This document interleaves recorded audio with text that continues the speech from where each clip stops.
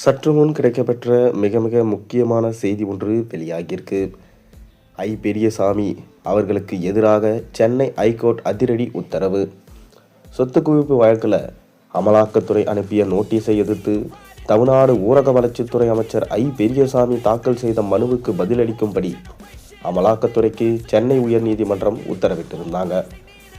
அதாவது கடந்த 2006 முதல் 2011 காலகட்டத்தில் திமுக ஆட்சியில் வீட்டு வசதித்துறை அமைச்சராக பதவி வகித்தவர் இன்றைய ஊரக வளர்ச்சித்துறை அமைச்சர் பெரியசாமி.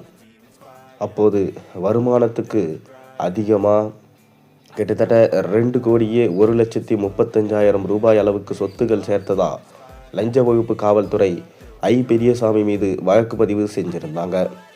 இந்த வழக்கில் அவரது மனைவி சுசிலா, மகன்கள் செந்தில்குமார், பிரபு ஆகியோர் மீது குற்றம் சாட்டப்பட்டிருந்தது. இந்த வழக்கில் இருந்து அமைச்சர் பெரியசாமி உள்ளிட்டோரை விடுவித்து திண்டுக்கல் நீதிமன்றம் பிறப்பித்த உத்தரவை சென்னை உயர்நீதிமன்றம் கடந்த 2025 ஏப்ரல் 28ஆம் தேதி ரத்து செஞ்சாங்க.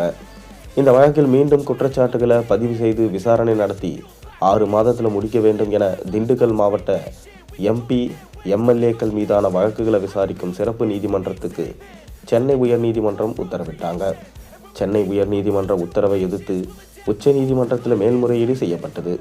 இந்த நிலையில் இந்த விவகாரத்தில் சட்டவிரோத பண பரிமாற்ற தடை சட்டத்தின் கீழ் வழக்கு பதிவு செய்த அமலாக்கத்துறை பெரியசாமி, அவரது மகனும் பழனி சட்டசபை தொகுதி திமுக MLAவுமான செந்தில்குமார், அவரது மகள் இந்திரா உள்ளிட்டோரின் வீடுகள் மற்றும் அமைச்சர் MLA அலுவலகங்களில் கடந்த ஆகஸ்ட் மாதம் சோதனை மேற்கொண்டது.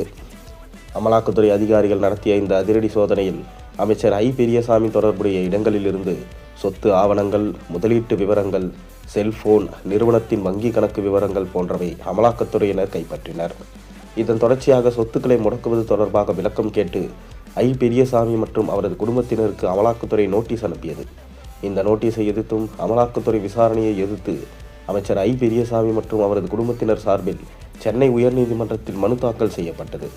இந்த மனு தலைமை நீதிபதி MM ஸ்ரீவத்சவா மற்றும் நீதிபதி G அருள்முருகன் அமர்வில் விசாரணைக்கு வந்தது.